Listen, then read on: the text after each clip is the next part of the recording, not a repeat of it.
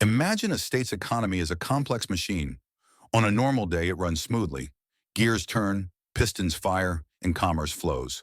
But what happens when we subject that machine to an extreme stress test? A U.S. government shutdown is precisely that test. Many people believe a shutdown creates an economic crisis. That's a common misconception. The truth is more profound and far more revealing. A shutdown doesn't create the problem.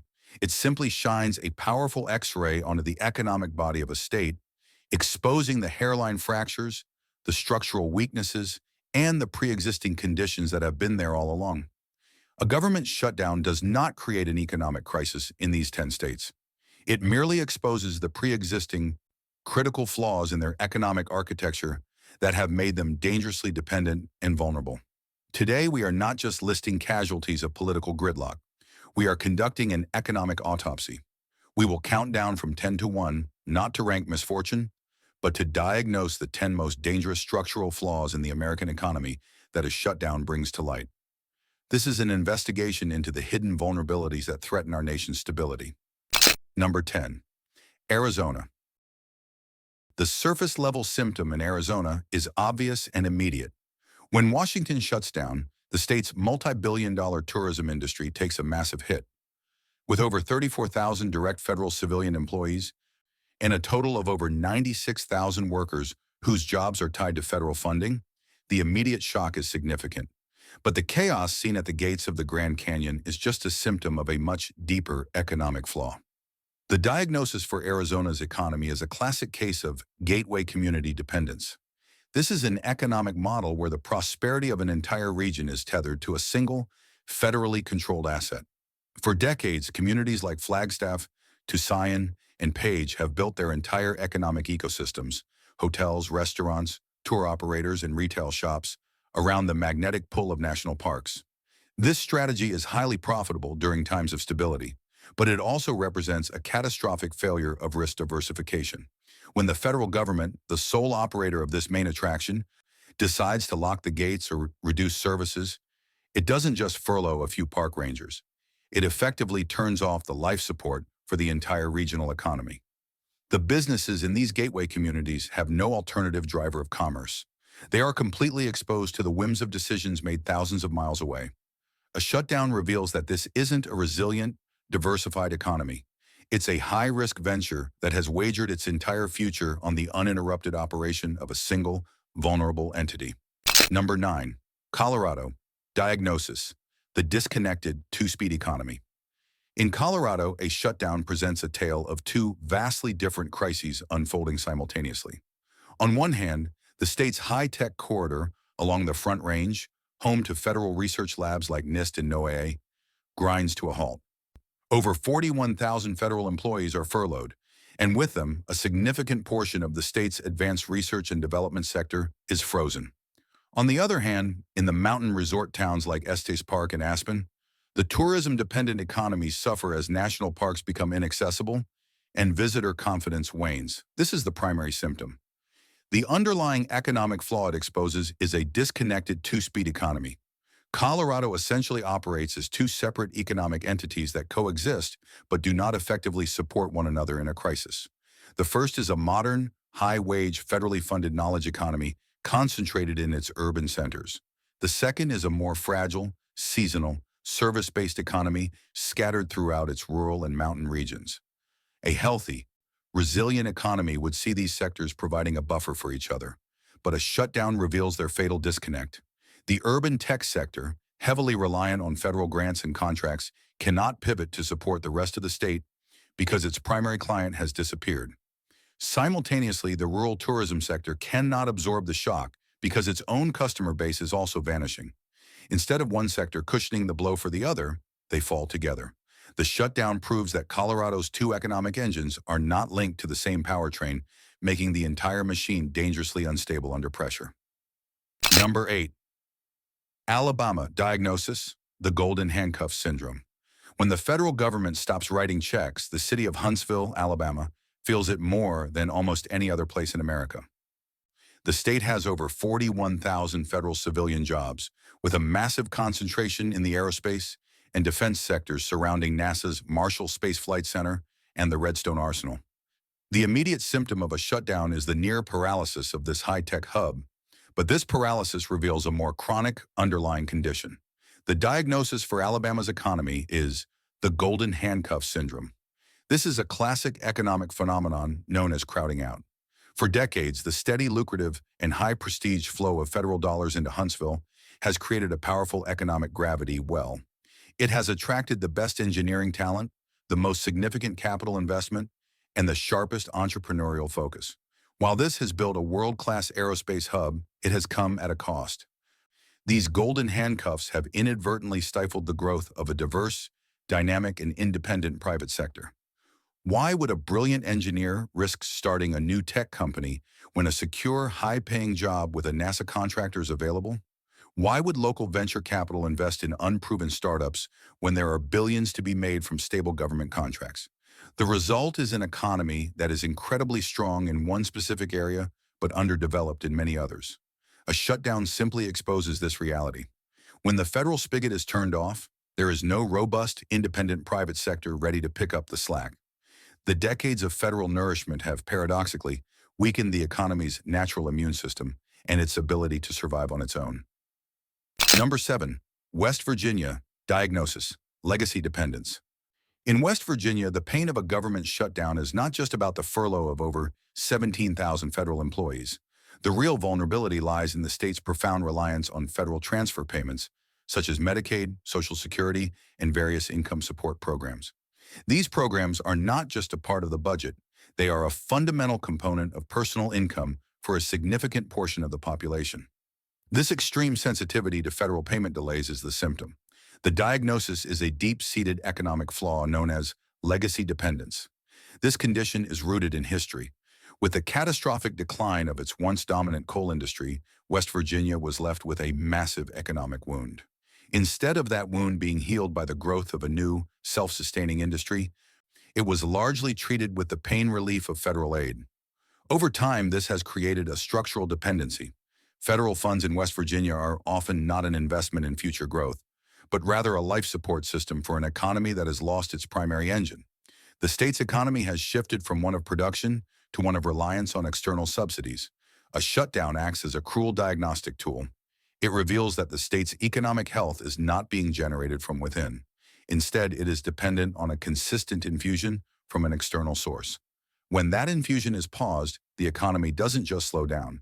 It shows signs of systemic failure. This isn't a temporary problem caused by politics. It's the exposure of a long-term, unresolved economic trauma. Number 6. Mississippi. Diagnosis: the low investment trap. Mississippi's vulnerability to a shutdown is immediately visible in the delay of critical infrastructure projects and the strain on its public services. With roughly 19,700 federal civilian employees and a high poverty rate, the state is heavily reliant on federal grants for everything from agriculture to transportation. This reliance is the surface-level symptom. The underlying economic flaw is a vicious cycle known as the low investment trap. This trap works in a circular, self-reinforcing way. Historically, a chronic lack of private investment in high-wage industries, education, and modern infrastructure has made the state less attractive to major corporations and entrepreneurs. With a less dynamic private sector, federal spending, through military bases, Army Corps of Engineers projects, and agricultural subsidies, becomes one of the only large-scale, reliable sources of capital injection into the economy. This heavy reliance on federal funds, in turn, creates less urgency to enact the bold, structural reforms needed to attract private investment. The result is an economy that is perpetually waiting for external funding rather than generating its own sustainable growth cycle. It's a trap because escaping it requires a massive influx of private capital, but the conditions of the economy make it difficult to attract that very capital. A government shutdown simply exposes the danger of this model. When the external funding source is cut off, the state's economy doesn't have a strong internal engine to fall back on. It reveals a foundational weakness, the inability to generate its own momentum without a push from Washington. Number 5. Hawaii. Diagnosis: the isolated system flaw. In Hawaii, a government shutdown triggers a crisis on two fronts. The state's massive military presence, its single largest economic driver, is thrown into uncertainty. At the same time, its second largest driver, tourism, is damaged as national parks and monuments face closures. With over 24,000 direct federal employees and a total economic footprint affecting nearly 50,000 people, the impact is severe, especially given the state's high cost of living. This dual-front crisis is the symptom.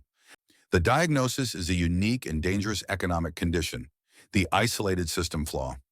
Hawaii's vulnerability is a deadly combination of geographic isolation and extreme economic concentration. Unlike a mainland state, which can buffer an economic shock through trade and commerce with its neighbors, Hawaii is a closed ecosystem. Its economy is built on a two-legged stool, the military and tourism. Crucially, both of these legs are highly sensitive to decisions made by the federal government. When a shutdown occurs, it doesn't just weaken one leg of the stool, it attacks both simultaneously. The military's civilian operations are disrupted, and the tourism industry, which relies on federally managed parks and airports, is also hit. There is no plan B. There is no neighboring state's economy to lean on. The geographic isolation amplifies the economic isolation. A shutdown demonstrates that when your economy is a remote island, dependent on a single distant benefactor, any interruption in that relationship is not just a problem, it's an existential threat. Number 4. Alaska. Diagnosis: the landlord economy. Alaska holds the title for receiving the most federal dollars per capita in the nation. While it has just over 11,000 federal employees, the government's influence here is absolute. The immediate symptom of a shutdown is the halting of permits for resource extraction, the suspension of fisheries management, and the disruption of essential transportation grants. This widespread paralysis points to a fundamental structural flaw. The diagnosis for Alaska is that it operates as a landlord economy. In this economic model, the federal government is not just a benefactor, it is the primary landlord. Washington owns and controls over 60% of all land in Alaska. This isn't a passive ownership. It means that nearly every major economic activity in the state, from oil drilling and mining to logging, fishing, and tourism, requires a lease, a permit, or direct oversight from the federal landlord. This creates a profound structural dependency. The private sector is not a free agent. It is a tenant. It cannot make major moves without the landlord's permission. A government shutdown in this context is the equivalent of the landlord locking the office doors. Suddenly, no permits can be issued, no inspections can be done, and no new projects can be approved. The entire economic engine of the state is beholden to the landlord's administrative capacity. The shutdown exposes that Alaska's economy lacks true autonomy.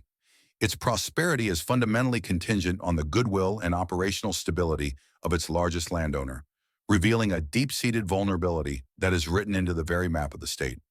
We are now about to enter the top 3 most critical economic diagnoses. These are states where the economic architecture is so fragile that even a brief political tremor in Washington can cause a systemic collapse. Before we dissect the flaw at number 3, if you appreciate this level of in-depth economic analysis, take a moment to subscribe to our channel. In our next video, we will expose the 3 states that have successfully diversified their economies to become nearly immune to federal shutdowns. Now for the state with the 3rd most dangerous economic flaw. Number 3. New Mexico. Diagnosis: the enclave economy. The immediate pain of a shutdown in New Mexico is concentrated with laser-like intensity. With roughly 22,700 federal employees, the state's economy is dominated by 2 massive federal installations, Los Alamos and Sandia National Laboratories. When these labs are impacted, the economies of cities like Santa Fe and Albuquerque are thrown into turmoil. This intense, localized pain is the symptom.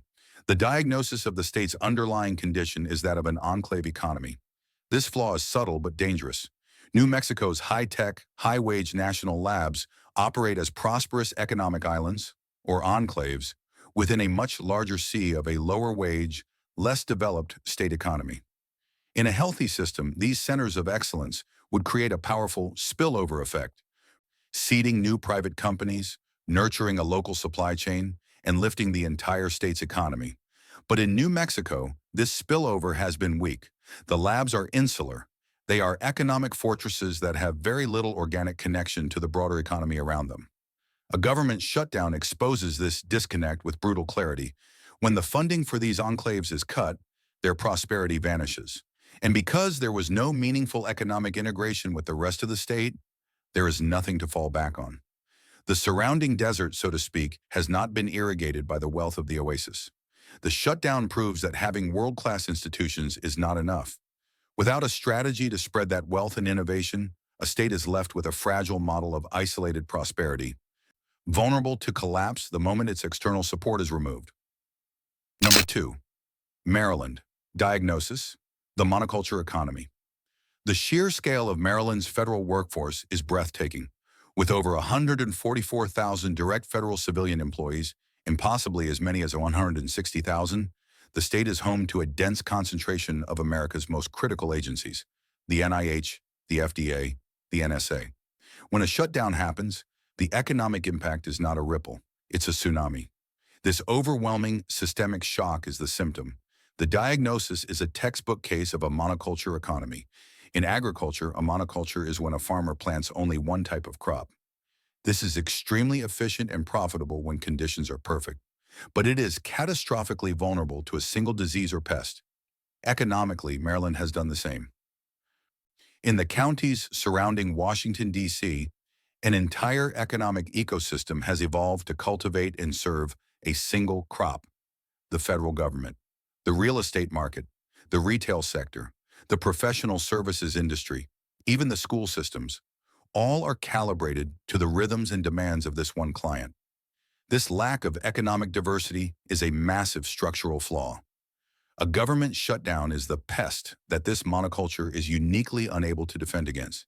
When the sole customer stops buying, every part of the supply chain collapses simultaneously.